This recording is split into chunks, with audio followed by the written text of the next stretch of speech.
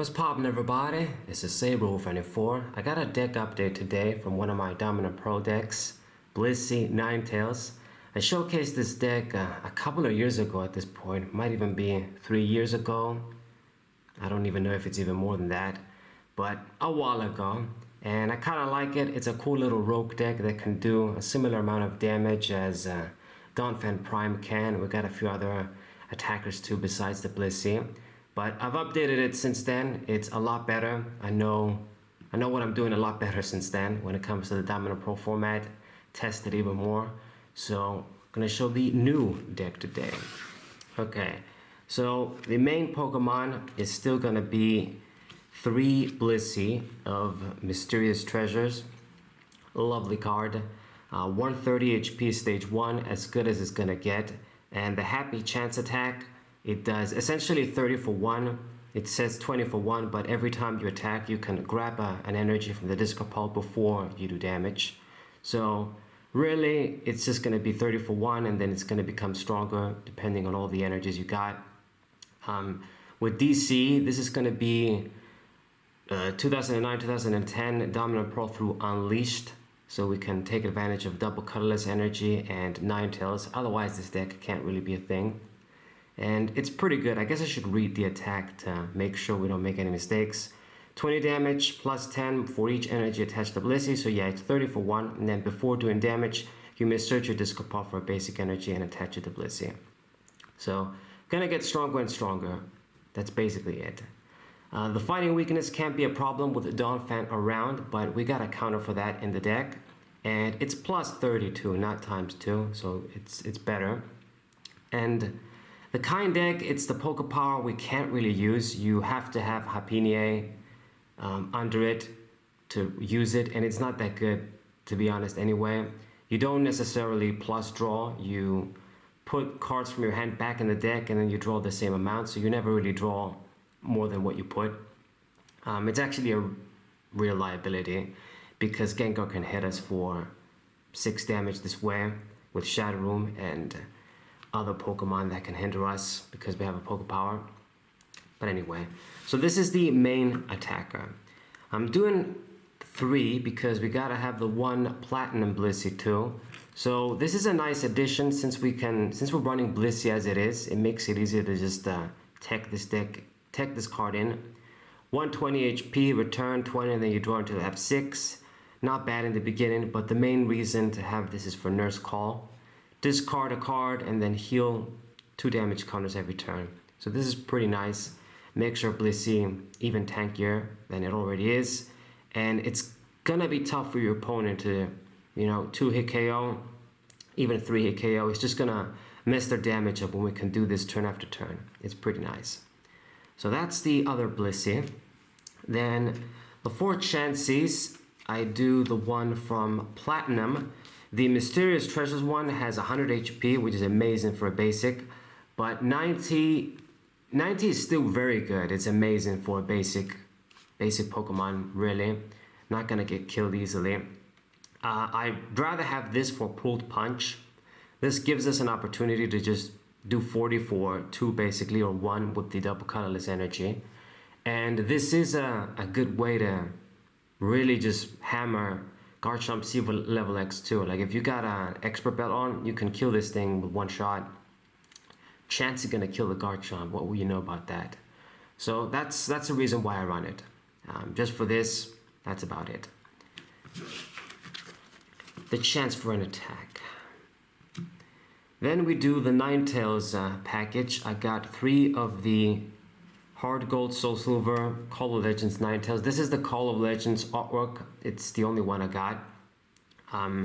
Looks really nice, of course, too. And it's pretty good draw power Pokemon. Stage 1 with 90 HP. It's actually pretty sweet because it falls under... it's above the range of Garchomp, hitting 80 for 1 with DC, and again, it would kill Claydol. This actually survives. They were going to have to put like a Crobat G drop to finish it off. You discard a Fire Energy and then you draw 3 cards. So the idea is we discard a lot of Fire Energies and get them back with Blissey as we're attacking. So gain the draw power without really any drawback. And Does 60 for 3, that's not very good, but if you do power it up, we could hit maybe Dialga G level X, which might be annoying for this deck because it's a really tough Pokemon that tanks too. So yeah, that is the Ninetales. Do 3 of her, or 3 of it. And I got the Vulpixes too. So I managed to get a second Platinum Secret Rare Shiny Vulpix. No thanks to my friend Alpha Trading Card Games. So now I got 2. It's supposed to be the best one. I mean, it's obviously the shiny one. Sometimes the shiny one isn't the best one, but in this case it is. You can do Find Wildfire, search your deck for up to 2 fire energy cards, and then put them into your hand. That's pretty good. Brush Fire too, and then Inflame. Better attacks than doing what this thing does. I guess 20 and then 10 on a bench. It's okay. There's a couple of like Vulpixes. I guess the one from Heart Gold Soul Silver, it'd be an option. But these are the best ones in my opinion. Just do 2 and 2 because I only got 2 of this. If you got it, you run it. 60 HP and then useful attacks. Okay. And then we got the Glalie line. If you guys are familiar with this Pokemon, I know a lot of people aren't. But this is a great counter to Donphan, and just anything that is weak to water is going to hate this card. With Wreck, if there is a Stadium in play, this attack is going to do 20 plus 50 damage. So that's 70 for 2. Now, that's pretty impressive. You got to discard the Stadium afterwards, so it's only a one-time thing. But 70 for 2 is just pretty nice. You got Blissey doing a little bit of damage, softening up Pokemon, and this guy can come in, hit for 70, finish the job. 90 HP stage 1, once again, pretty solid, just 1 retreat. Counter to Donphan, just good counter to any water weak Pokemon, and it's just something that's gonna hit Gengar, because that's another Pokemon that's a big problem for this deck. Colorless resistance, and it's also got Shadow Room. It does a lot of bad stuff for us. It's just a strong Pokemon overall, and we got an extra disadvantage against it. So yeah, good card, alternate attacker. So do 2 of Glalie, and the Snorunt of choice is going to be from Mysterious Treasures, because it has Collect, let you draw a card. It has 50 HP. The other one from Arceus also has 50 HP, so just run this for Collect. So that's a 2 and 2 line. And then a new addition is this Mighty Anna Poochyena line. Another card, some people may not be too familiar with it. This is from Legends Awakened, and it's a decent Pokemon as a darkness counter. So with Harass, it does 10 damage for each of the Pokemon you have in play. This includes itself. So basically, if you have a full bench alongside with this guy, this does 60 for 2, which is decent. The important thing is that with double colorless, it's a 1 attachment attack. So just put the DC on and this guy can attack. And it hits Gengar, who is weak to darkness. That's the important part. Once again, put some pressure. Another additional attacker as opposed to just having Blissey. So it's decent. Bite On is kind of sweet too, but I don't have any darkness energies or multi energies. So just going to use Harass. Once again, it's at 90 HP stage 1, so it's not too fragile. If you can hit at least 90, above 80, at least Garchomp doesn't kill you in one shot, which is key. Blaziken as well. Blaziken level X, the SP one, does 80 for 1 too, so you can live against them maybe. Okay, and then the Poochyena, this is just evolve this guy. It's the only option, I think. There's one from Platinum too, but I think this is better. So we run this one. Alright, and then I got my trusty Pachirisu. Support Pokemon, opening Pokemon, call for family, gonna get us a bunch of basic Pokemon. Lightning Pokemon too, can be pretty sweet with Smash Short. Hit those SPs and discard their precious energy gain. If they got in hand, you discard from the hand too, so it's pretty nice. Run 1. And I got the 1 Uxie as well as the last basic Pokemon. Just set up, drawn to have 7. Broken, got the space, gotta have at least 1, makes sense. So These are all the Pokemon. I think they're exactly 20, but I could be wrong. Then we go into the stadium. We gotta run a bunch of stadiums for Glalie, and this is the best one in our case. The Broken Time Space. So with this, it ensures I can get a quick evolution to Blissey and Ninetales if we got the cards around. So that's great. Plus, this thing sticking around, attack with Glalie and then discard it, get the extra damage. Your opponent is likely going to be using this as well in their deck. If they're running a non-SP deck, they probably run this card. A lot of decks run it because it was broken. So there usually is going to be a stadium around for Glalie. That's why I think it's a great card. And we got our own stadium too. So do 3 of this. Then for the supporter cards, I run the typical Roseanne's Research, 4 of her. So collection of basic Pokemon in the early game, pretty good. Can get Uxie and draw with it as well. It's a nice little play you can make if you don't have anything else going on. Grab those fire energies too to discard with Ninetales. It's just a lot of utility in this deck, so we max it out. Okay. Then we got the 4 Professor Oak's New Theory, heavy duty, simple to use, effective supporter card. So max this card out, obviously available since this is a DP through Unleashed. Amazing, excellent supporter card, just very solid draw. Play your stuff down, thin your hand, use this, you're gonna draw a lot. It's really good, max it out, for sure. Then I've got 3 Felicity's Drawing. This is kind of nice because it's straight draw, and sometimes this is gonna pair up better when we do straight draw with Ninetales too. And it's just a way to get rid of stuff you don't need, like an extra Vulpix, for example. Maybe if you, you probably won't discard the Mighty N anyway, but maybe if you really think you don't want to use it, discard, I don't know, like an extra stadium, maybe just extra trainer cards, supporter cards you don't need. Just, there's always going to be something you can discard. You can discard fire energies with this too. But you probably don't want to go overboard because you want to do that with Ninetales.